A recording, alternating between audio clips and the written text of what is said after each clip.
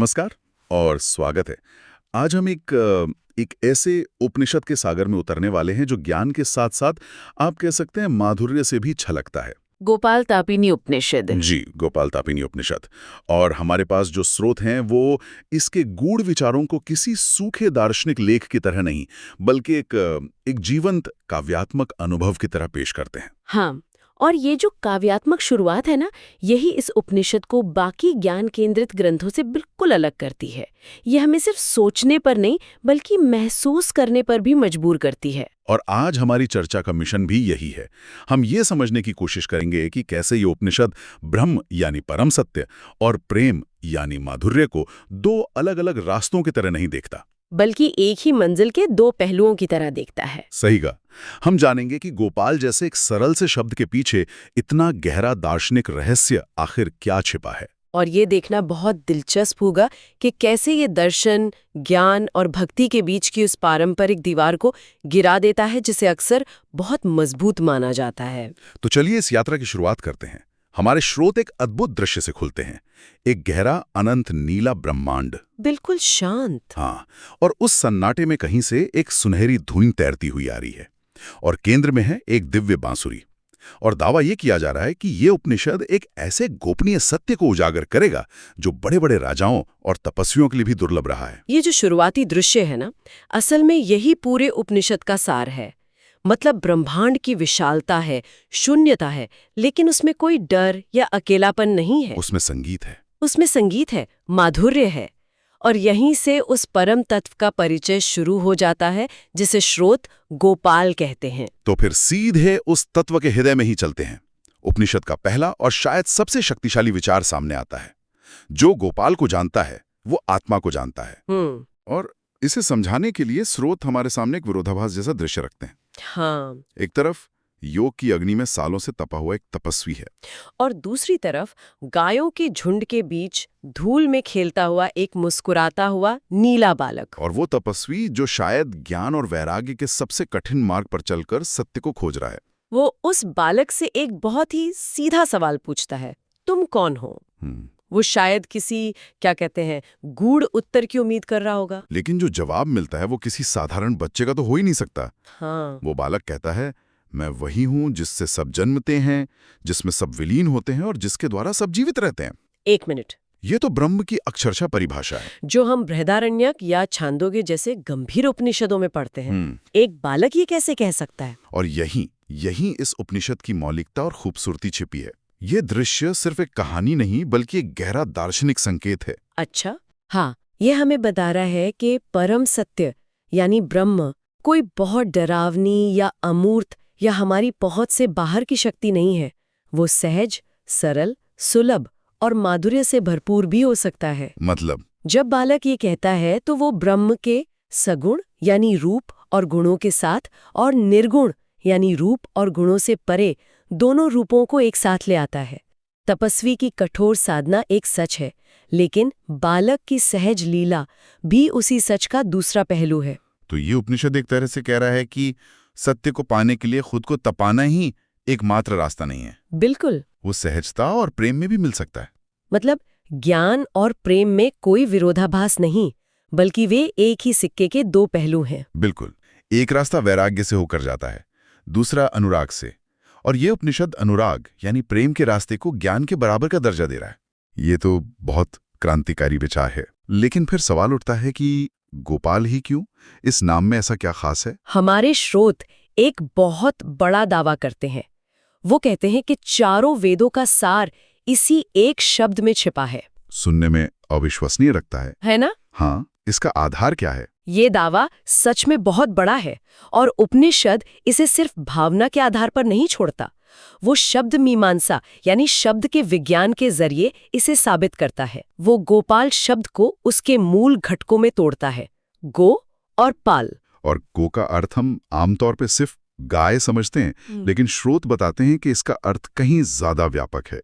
गो का मतलब है हमारी इंद्रियां, आंखों की रोशनी, ज्ञान का प्रकाश, हमारा प्राण, हमारी वाणी और यहाँ तक कि स्वयं ब्रह्म भी। ये तो पूरी चेतना का प्रतीक बन गया। सही कहा। और पाल का अर्थ है जो इन सब की रक्षा करे, इनका पालन पोषण करे, इन्हें सही दिशा दे। तो जब इन दोनों को जोड़ते हैं तो गोपाल का अर्थ क्या बनता है? वो जो हमारी इंद्रियों का पालक है, हमारे प्राणों का रक्षक है, हमारे ज्ञान का संरक्षक है और स्वयं ब्रह्म का भी धारक है।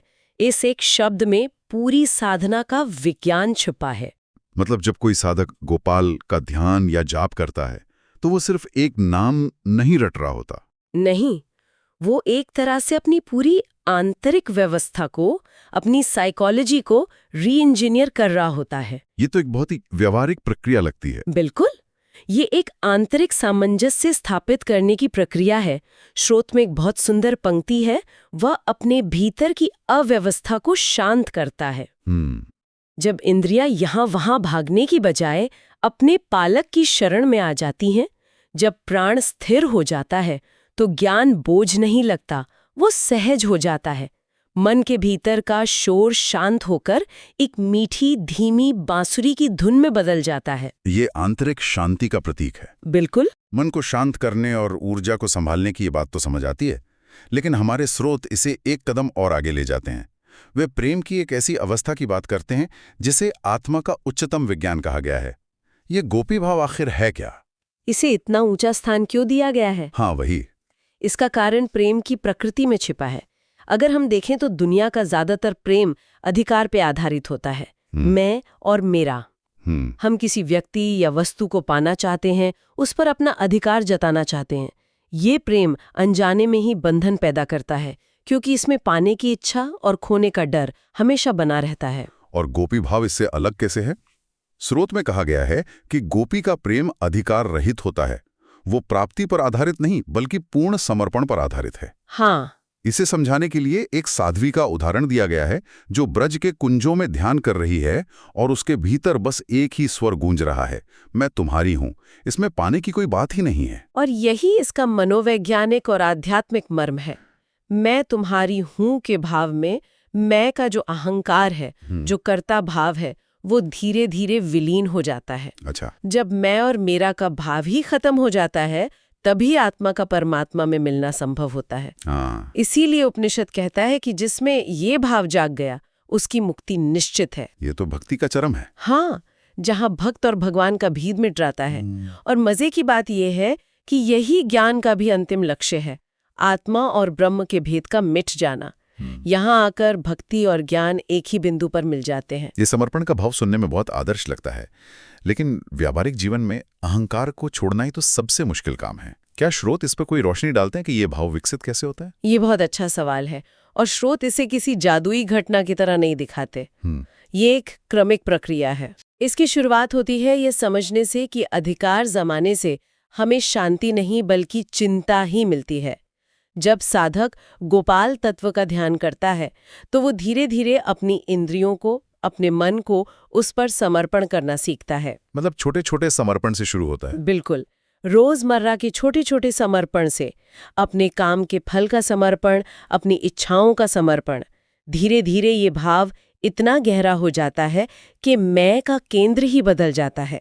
ये एक दिन में नहीं होता, ये एक साधना है। यह स्पष्टीकरण इसे और भी गहरा बना देता है। अब हम उपनिषद के एक ऐसे हिस्से पर आते हैं जो शायद सबसे ज्यादा रहस्यमयी है और अक्सर गलत समझा गया है, काम बीज मंत्र क्लीन। हाँ, क्लीन। इसे गोपाल का हृदय मंत्र कहा गया है, लेकिन काम शब्द सुनते ही लोगों के मन में भौतिक इच्छाएं या वासनाएं आ जाती हैं। बिल्कुल, लेकिन स्रोत यहां जोर देकर कहते हैं कि इसका अर्थ वो नहीं है। बिल्कुल नहीं, और ये समझना बहुत जरूरी है। संस्कृत में काम शब्द का एक बहुत गहरा अर्थ है, इच्छा। लेकिन कौन सी इच्छा? सृष्टि की पहली इच्छा, अस्तित्व में आने की शक्ति, वो रचनात्मक ऊर्जा जिससे पूरा ब्रह्मांड प्रकट होता है। अच्छा। क्लीम उस सृष्टि शक्ति का बीज मंत्र है। ये आकर्षण का मूल मंत्र है, लेकिन ये केवल भौतिक आकर्षण नहीं है। ये आत्मा का परमात्मा के प्रति जो स्वाभाविक खिंचाव है, उसका मंत्र है। तो फिर ये एक साधक पर काम कैसे करता है? स्रोत कहते हैं कि जो इस मंत्र को अपनी श्वास के भीतर उतार देता है, उसकी सोई हुई ऊर्जा जागृत होने लगती है। आकर्षण, माधुर्य, करुणा, ज्ञान सब एक साथ खेलने लगते हैं। ये आकर्षण किस तरह का है? अगर ये भौतिक नहीं है तो ये साधक के जीवन में कैसे प्रकट होता है? ये एक तरह का आध्यात्मिक चुंबकत्व है। ये साधक की चेतना के उन केंद्रों को सक्रिय करता है जो जीवन की सुंदरता, रचनात्मकता और प्रेम से जुड़े हैं। ये ऊर्जा को नीचे की ओर बहने से रोककर ऊपर की ओर यानी उच्च चेतना की ओर उठाता है। तो इसका प्रभाव ये होता है कि व्यक्ति का पूरा आभा मंदिर बदल जाता है। लोग स्वाभाविक रूप से उसकी ओर खींचते हैं, शांति के लिए, प्रेम के लिए, ज्ञान के लिए। स्रोत में जो ब्रह्मांड का दृश्य है वो अद्भुत है। कहते हैं कि जब क्लीम मंत्र गूंजता है तो वो स्वर्ण तरंगों की तरफ फैलता है और हर तरंग से बांसुरी की एक नई अनूठी तान सुनाई देती है। ये प्रतीक है कि सृष्टि की मूल रचनात्मक ऊर्जा कोई हिंसक या अराजक शक्ति नहीं, बल्कि एक संगीत है, एक माधुर्य है। इस रचनात्मक ऊर्जा और माधुर्य से जुड़ने का रास्ता क्या है? क्या इसके लिए कोई खास विधि है? अगले खंड में ध्यान की एक बहुत ही सुंदर विधि बताई गई है। उपनिषद कहता है, ध्यान करो उस बालक का जो गायों के बीच खेलता है और ब्रह्मांड जिसकी आंखों में समाया है। ये ध्यान की विधि भी कितनी अनोखी है। अनोखी इसलिए क्योंकि ये निराकार और साकार के बीच एक मजबूत पुल बनाती है। आप एक रूप का ध्यान कर रहे हैं, एक बालक जो खेल रहा है। ये बहुत सरल है, मन को एक आलंबन देता है। ये भक्ति का पक्ष हो गया। बिल्कुल। लेकिन साथ ही आप ये भी चिंतन कर रहे हैं कि पूरा ब्रह्मांड उसकी आंखों में समाया है। ये ज्ञान का पक्ष है। ये आपको लगातार याद दिलाता है कि जिस बालक का आप ध्यान कर रहे हैं वो कोई सीमित व्यक्ति नहीं, बल्कि वो अनंत ब्रह्म का ही साकार स्वरूप है। और श्रुत में इसके प्रभाव का भी वर्णन है। मन शांत हो जाता है, शरीर हल्का महसूस होता है, श्वास में एक रस, एक मिठास खुल जाती है और भीतर बस एक मधुर संगीत सुनाई देता है। यहाँ भक्ति और ब्रह्मज्ञान सचमुच एक हो जाते हैं। लेकिन श्रुत एक चेतावनी भी देते हैं। वे कहते हैं कि ये ज्ञान बिना गुरु के संभव नहीं है। हाँ, और ये बहुत महत्वपूर्ण बिंदु है। लेकिन फिर उपनिषद तुरंत गुरु की पारंपरिक परिभाषा को भी आप कह सकती हैं चुनौती देता है, उसे और व्यापक बनाता है। बिल्कुल, और ये बात मुझे बहुत महत्वपूर्ण लगी। श्रुत कहते हैं कि गुरु कोई व्यक्ति नहीं, कोई खास तरह के वस्त्र नहीं, कोई पदवी नहीं। तो गुरु कौन है? गुरु वो है जिसकी दृष्टि आपको आपकी सच्ची प्रकृति दिखा दे। वो कोई भी हो सकता है या कुछ भी हो सकता है। सही कहा। ये व्यक्ति पूजा से तत्व पूजा की ओर एक बहुत बड़ा और जरूरी संकेत है। उपनिषद कह रहा है कि असली गुरु एक चेतना है, एक सिद्धांत है, एक प्रकाश है। और गोपाल, वो ब्रह्म जो माधुर्य से भरा है, वही उस सच्चे गुरु का अंतिम स्वरूप है। मतलब जब साधक उस तत्व से, उस चेतना से जुड़ जाता है तो उसे बाहर किसी व्यक्ति पर पूरी तरह निर्भर रहने की जरूरत नहीं पड़ती। उसका मार्गदर्शन भीतर से ही होने लगता है। बाहर का गुरु आपको भीतर के गुरु से मिला देता है। ये तो गुरु की पूरी अवधारणा को ही बदल देता है। अब हम अंतिम और सबसे बड़े दार्शनिक प्रश्न पर आते हैं। ये संसार क्या है, माया क्या है और मुक्ति क्या है?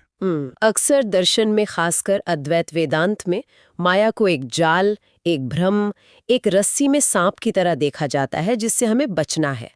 ये सुनकर साधक को लगता है कि दुनिया ही दुश्मन है, इसे छोड़कर भागना है। क्या हमारे स्रोत इस धारणा को कोई चुनौती देते हैं? वे सिर्फ चुनौती ही नहीं देते, वे इसे पूरी तरह से बदल देते हैं।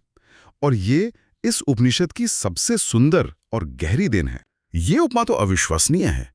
माया एक जाल नहीं, एक बांसुरी है। इसका मतलब है कि संसार कोई धोखा नहीं है, कोई त्यागने योग्य चीज नहीं है। बिल्कुल।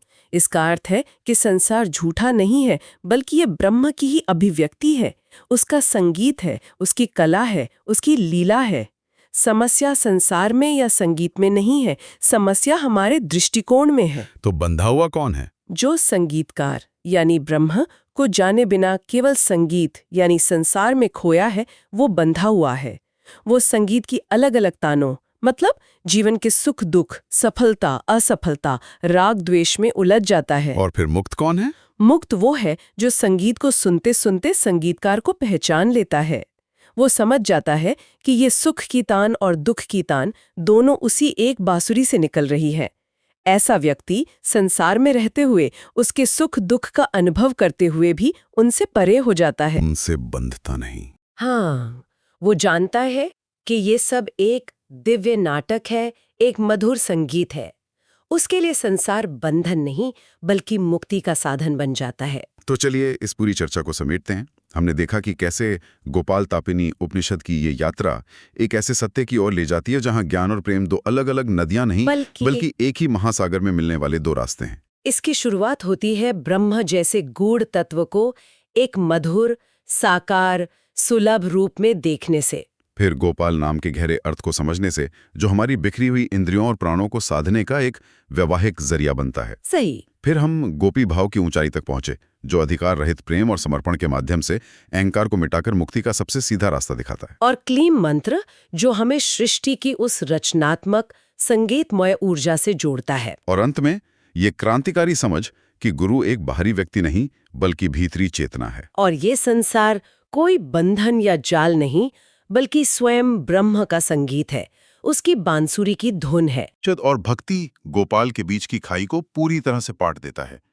ये दिखाता है कि परम सत्य एक ही समय में अनंत, शांत और ब्रह्मांडीय ब्रह्म भी हो सकता है। और साथ ही मधुर, व्यक्तिगत और प्रेमपूर्ण गोपाल भी। यह दर्शन जीवन को टुकड़ों में नहीं बल्कि समग्रता से देखने की दृष्टि देता है। इसमें कुछ भी त्यागना नहीं है, बस अपने देखने के नजरिए को बदलना है, अपने बोध को गहरा करना है। और यहीं पर हम आज की इस गहरी चर्चा को समाप्त करेंगे, लेकिन श्रोताओं के लिए एक विचार के साथ।